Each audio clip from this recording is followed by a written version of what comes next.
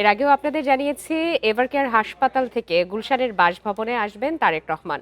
এই মুহূর্তে গুলশানের বাসভবনের সামনে থেকে যোগ দিয়েছেন সহকর্মী শিকদার মেহেদী হাসান।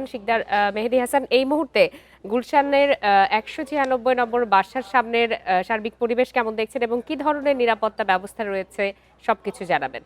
অনেক সময় ধরেই গুলশান এভিনিউয়ের যে 196 নম্বর বাসা, যে বাসাটি তারেক রহমানের জন্য আসলে নির্ধারিত করে রাখা হয়েছে, সেই বাসার প্রস্তুতি কিন্তু অনেক আগে থেকেই সম্পন্ন করা হয়েছে এবং এখানে তার এই আশাকে কেন্দ্র করে কিন্তু যে নিরাপত্তা বলয়, অর্থাৎ প্রায় 3 স্তরে নিরাপত্তা বলয় কিন্তু গ্রহণ করা হয়েছে। বিশেষ করে আমরা দেখতে পেয়েছি আইন শৃঙ্খলা বাহিনী অর্থাৎ পুলিশের পক্ষ থেকে বিশেষ ইউনিট এখানে অবস্থান নিয়েছে, সেনাবাহিনীর অবস্থান আমরা দেখতে পেয়েছি এবং পাশাপাশি কিন্তু এখানে যে সিএসএফ অর্থাৎ চেয়ারপারসন সিকিউরিটি যে ফোর্স, সেই ফোর্সও কিন্তু এখানে কাজ করছে। আমি যদি আপনাদের একটু দেখানোর চেষ্টা করি,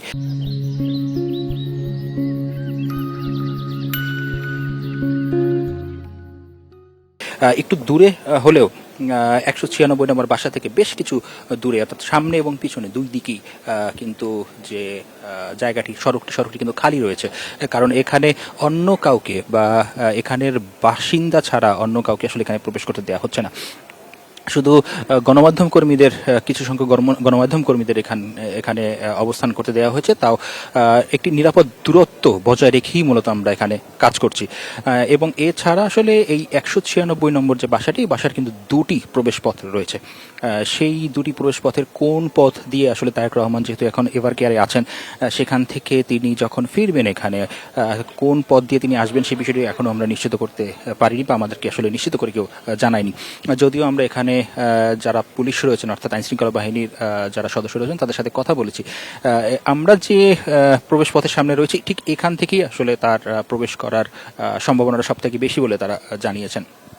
এবং এছাড়াও কিন্তু যে নিরাপত্তার জায়গাটি, সেটি যদি বলি যে এই এলাকার সমস্ত জায়গা অর্থাৎ তিন দিক, গুলশান এভিনিউয়ের যে 3টি পথ রয়েছে এখানে প্রবেশ করার, সেই 3টি পথ, সড়কের যে 3টি পথ রয়েছে সেগুলোর প্রত্যেকটি জায়গাতেই কিন্তু নিরাপত্তার যে চৌকি, সেই চৌকি বসানো হয়েছে এবং তল্লাশির মাধ্যমেই যারা এখানে বসবাস করছেন তাদেরকে প্রবেশ করতে দেয়া হচ্ছে।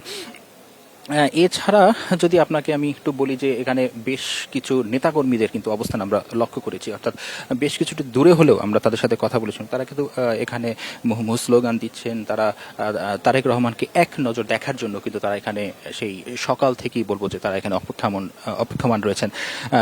যদিও তাদের এখানে ভিড় না করার জন্য আইন শৃঙ্খলা বাহিনীর পক্ষ থেকে কিন্তু বারবার বলা হয়েছে, যদিও তারা একটি নির্দিষ্ট দূরত্বেই অবস্থান করছেন, কিন্তু জনাব তারেক রহমানের যে আসার বিষয়টি, এই বিষয়টিকে কেন্দ্র করে তারা আসলে কোনোভাবেই এখান থেকে যাচ্ছেন এবং তারা এই তাদের নেতাকে এক নজর দেখার জন্য কিন্তু তারা এখানে দীর্ঘ সময় ধরে অপেক্ষা করছেন।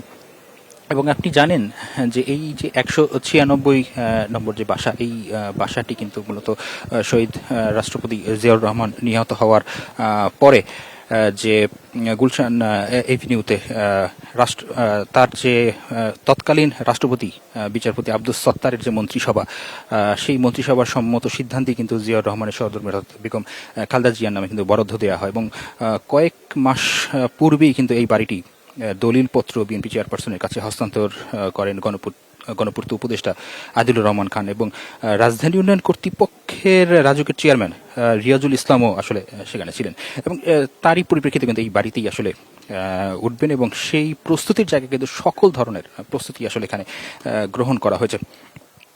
যদিও তারেক রহমানের যে প্রত্যাবর্তন, এই প্রত্যাবর্তন উপলক্ষে তার জন্য যে বাসভবন এবং দলীয় যে অফিস, সেটিও কিন্তু এখানে প্রস্তুত করা হয়েছে। গুলশানে আরও একটি নতুন কার্যালয়ও কিন্তু তার জন্য প্রস্তুত করা হয়েছে। ঠিক যদি আমি নির্দিষ্ট করে বলি, গুলশানের 90 নম্বর যে সড়ক, সেই 90 নম্বর সড়কের 10C বাড়িটি কিন্তু ভাড়া নেওয়া হয়েছে তারেক রহমানের জন্য।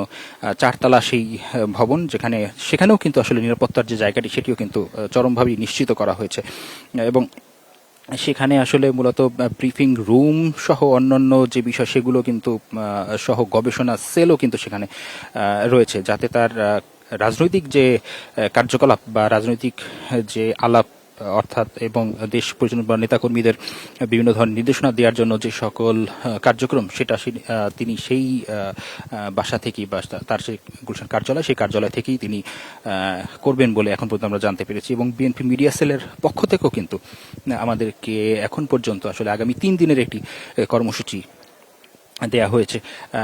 যেহেতু তিনি আজকে শাহজালাল আন্তর্জাতিক বিমানবন্দর থেকে সংবর্ধনার জন্য তিনি 300 ফিটে গিয়েছেন এবং সেখান থেকে এখন বর্তমানে তিনি এভার কেয়ার হাসপাতাল অর্থাৎ বেগম খালেদা জিয়ার সার্বিক স্বাস্থ্যের যে বিষয় সেটি তিনি পর্যবেক্ষণ করছেন।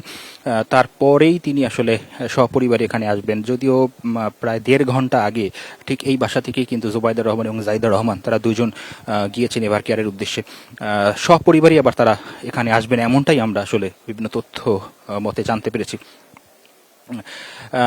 এবং এছাড়া এখানকার যে সকল উৎসুক জনতা বলি, নেতাকর্মীদের কথা বলি, তারা এমনভাবে আসলে এখানে আছেন, অর্থাৎ এই যে আবেগ ঘন একটি জায়গা, সেই জায়গাটিকে আসলে তারা বলছেন এটি একটি ঐতিহাসিক সময়। এই সময়টিকে আসলে তারা কোনোভাবেই আসলে অন্য কোনো ভাবে নিতে পারছেন না, যে কারণে তাদের যে উপস্থিতি সেই উপস্থিতি আসলে আমরা বারবারই এখানে দেখেছি যে তাদের যে আবেগ ঘন যে মুহূর্ত সেই মুহূর্তটাকে তারা ঐতিহাসিক করে রাখতে চাচ্ছে। এবং শিকদার মেহেদী হাসান, আপনি তথ্য সংগ্রহ করতে থাকুন, ধন্যবাদ আপনাকে।